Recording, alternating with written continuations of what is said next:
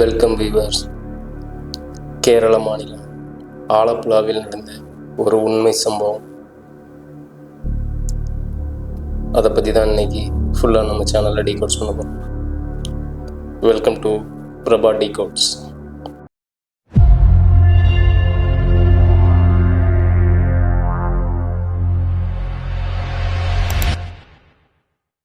கேரள மாநிலம் ஆலப்புழாவில் ஜெனி சிவா என்ற ஒரு தம்பதியினர் வாழ்ந்து வந்தனர். அவர்களுக்கு 2 குழந்தைகள். சந்தோஷமான வாழ்க்கையில் வாழ்ந்து கொண்டிருந்தார் ஜெனியும் சிவாவும். சிவா ஐடி கம்பெனியிலையும் ஜெனி ஹவுஸ் ஒய்ஃபாகவும் மிகவும் சந்தோஷமான குடும்ப வாழ்க்கையை வாழ்ந்து கொண்டிருந்தனர்.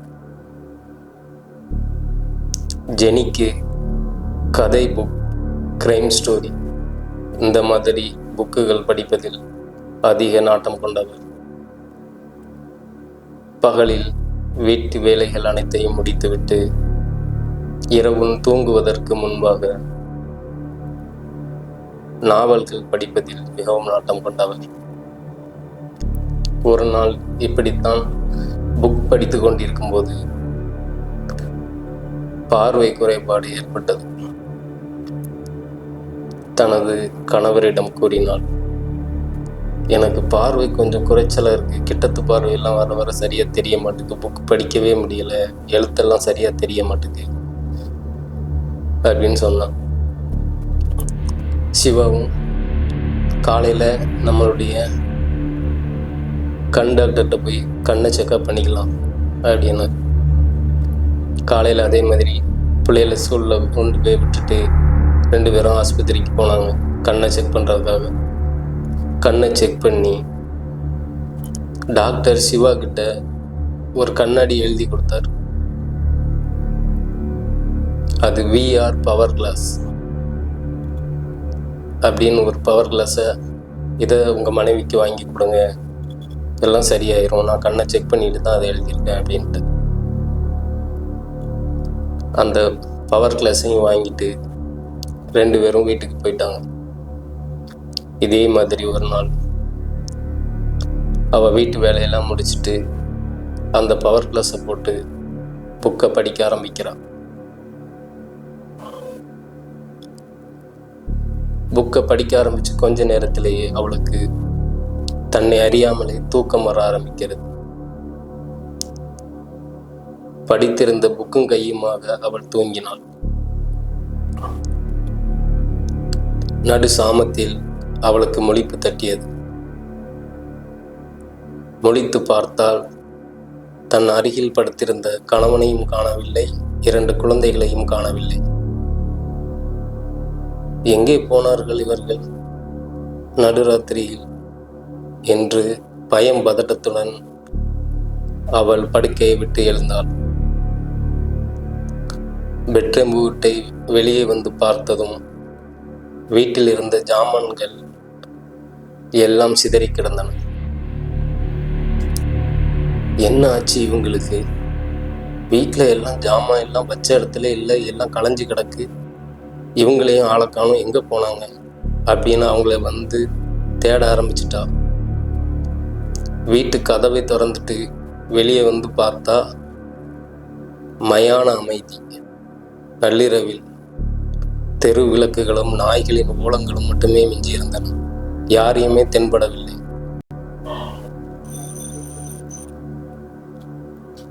அவள் ஏதோ தூக்கத்தில் நடப்பது போல மனைவியையும் தன்னுடைய கணவரையும் குழந்தைகளையும் தேட ஆரம்பித்து அப்படியே வீதியில் நடக்க ஆரம்பித்தாள். சிவா சிவா என்று கூறிக்கொண்டே நடந்தாள். அவள் சத்தத்தை தவிர வேறு எந்த சத்தமும் எதிரொலிக்கவில்லை. அவள் வீதியில் வெகு தூரமாக நடந்து கொண்டு சென்றிருக்கும் போது அங்கு ஒரு பழைய காலத்து லைப்ரரி ஒன்று இருந்தது. அந்த லைப்ரரியின் வாசல் கதவிற்கு அருகில் சென்றாள். அந்த லைப்ரரி உள்ள இருந்து ஒரு சத்தம் கேட்டது. எதையோ புக்கை கிழிப்பது போலவும் எதையோ உண்பது போலவும் சத்தங்கள் அதிகமாயின. இவள் லைப்ரரியின் வாசு கதவை திறந்து உள்ளே நெருங்கினாள். லைப்ரரியில் புக்குகள் அனைத்தும் சிதறி கிடந்தன. இது லைப்ரரி, உண்மையாகவே லைப்ரரி தானா? புக்கு எல்லாம் இப்படி சிதைஞ்சு போய் கிடக்கு. அப்படி என்று லைப்ரரி உள்ளே வலம் வந்தாள். அங்கு யாரையும் காணவில்லை. மறுபடியும் அந்த சத்தம் கேட்டது. எதையோ கிழிப்பது போன்றவும் எதையோ உண்பது போன்றவும் நகங்களும் கோரப்பல்களின் சவுண்டுகளும் கேட்டன. இவள் மேல்தளத்தில் தான் யாரோ இருக்கிறார் என்று மேல்தளத்துக்கு செல்ல ஆரம்பித்தாள். இவர் அந்த பழைய காலத்து மரப்படிக்கட்டில் கால் வைக்கும்போது அது ஒரு விதமான சவுண்டு நெருநெருவென்று கேட்டது. இவள் படிக்கட்டு மேலே ஏறி மேல்தளத்திற்கு செல்ல செல்ல ஒரு உருவம் இவள் கண்ணில் பட்டது. யாரோ எதையோ உட்கார்ந்து சாப்பிடுவது போல. இவள் மேலே ஏறி சென்று பார்த்தால் அங்கு 2 பிணங்கள் இருந்தன. ஒன்று உயிருள்ள பிணம், இன்னொன்று உயிரற்ற பிணம். பாதி எரிந்த நிலையில் ஒரு உருவம் ஒரு பிணத்தை நகத்தால் கிழித்து சாப்பிட்டு கொண்டிருந்தது. இவள் அதை பார்த்து ஐயோ என்று கத்தினாள். அந்த கருப்பு உருவம் இவளை நோக்கி திரும்பியது.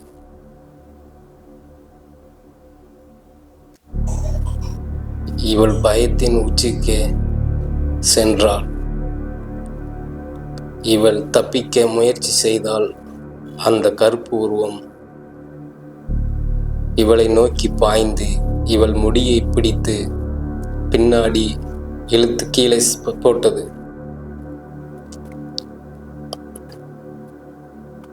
இவள் அந்த கருப்பு உருவத்திடமிருந்து தப்பிக்க என்ன செய்வதென்று தெரியாமல் கால்களை உதைத்தாள்.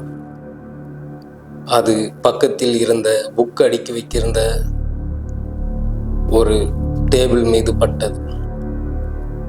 அந்த டேபிள் அப்படியே சாய இவள் தனது முழு பலத்தையும் பிரயோகித்து முடியை அவகிட்ட அந்த கருப்பு உருவத்திடமிருந்து உருவினால் அந்த டேபிள் அந்த கருப்பு உருவத்தின் மேலே விழுந்ததில் அந்த கருப்பு உருவத்தின் ஒரு கை துண்டிக்கப்பட்டது. இவள் இங்கே இருந்து எப்படியாவது தப்பிச்சா போதும் அப்படிங்கிற பயத்துல அங்கிருந்து வேகமாக கீழே இறங்கி ஓடி வந்தாள்.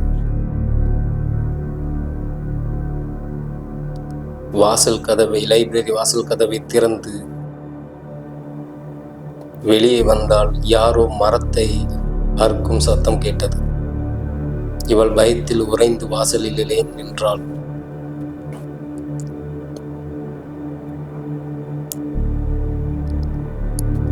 இவள் திரும்பி அந்த மரத்தை பார்த்துவிட்டு பின்னாடி திரும்பி பார்த்தால் அந்த கருப்பு உருவம் அந்த வாசலில் நின்று கொண்டிருந்தது. இவள் மறுபடியும் ஓட முயற்சித்தால் ஒரு மரம் இவளை நோக்கி சாய்ந்தது. இவள் அந்த மரத்திலிருந்து தப்பிக்க ஓடினால் வரிசையாக மரங்கள் விழுந்து கொண்டே இருந்தன. இவள் எப்படி தப்பிப்பதே என்று தெரியாமல் முழித்து கொண்டிருந்த நேரத்தில் அந்த கருப்பு உருவம் இவள் முன்னாடி வந்தது. அந்த கூரிய நகங்களும் கூரிய பற்களும் இவளை உண்பதற்கு முயற்சி செய்தன. எவ்வளவோ போராடியும் அந்த கருப்பு உருவத்திடமிருந்து இவளால் தப்பிக்க முடியவில்லை.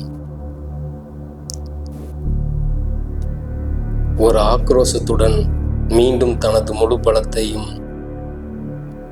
யூஸ் பண்ணி அந்த கருப்பு உருவத்தை எட்டி உதைத்தாள்.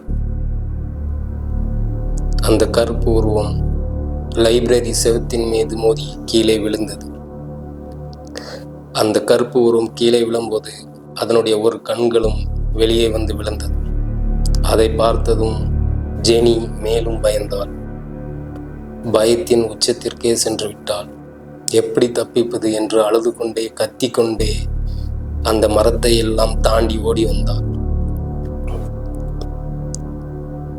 பயத்தில் அந்த பேய் பின்னாடி துரத்துகிறதா என்று திரும்பி பார்த்தால் அது பேய் நடப்பதை விட்டு பறந்து இவளை நோக்கி வந்து கொண்டிருந்தது. இவள் ஐயோ நம் தொலைந்தோம், நம்ம கதி இதோட முடிஞ்சது என்று கண்களை மூடிக்கொண்டு கடவுளே என்று வேண்டினாள். அவள் கண்களில் ஏதோ ஒளி அடித்தது போல தெரிந்தது. பார்த்தால் காலை விடிந்தது. படுத்திருந்த ஜெனியின் கண்களில் இருந்து கண்ணாடியை அகற்றினான் சிவா. என்ன ஆனது, இன்னும் முடிக்காமல் தூங்கிக் கொண்டிருக்கிறாய் என்று அவள் கண்களே கசக்கியபடியே இது அனைத்தும் கனவா என்று யோசித்தாள். இந்த கண்ணாடி நீ எங்கிருந்து வாங்கிட்டு வந்த? இந்த கண்ணாடியினால தான் இவ்வளோ பிரச்சனை அப்படி என்று அவள் புலம்பினாள். இந்த கண்ணாடியில் அப்படி என்ன இருக்கு அப்படின்னு சிவா அந்த கண்ணாடியை வாங்கி கண்ணாடியில் தன் கண்களில் மாட்டிக்கொண்டான். ஜெனி இருக்கும் இடத்திற்கு ஜெனிக்கு பதிலாக சிவா சென்று விட்டான்.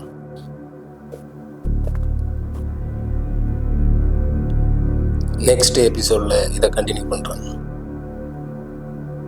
Thank you friends. இந்த மாதிரி அமானுஷ்யம் க்ரைம் சம்மந்தமான வீடியோக்களை பார்க்கணுன்னா பிரபா டிகோட் சேனலை சப்ஸ்கிரைப் பண்ணி வச்சுக்கோங்க. இந்த வீடியோ பிடிச்சிருந்துச்சுன்னா ஒரு லைக் போடுங்க. நீங்கள் பண்ணுற ஒவ்வொரு லைக்கும் ஒவ்வொரு சப்ஸ்கிரைபும் எனக்கு மோட்டிவேட்டாக இருக்கும் நான் அடுத்தடுத்த வீடியோ பண்ணுறது. Thank you friends.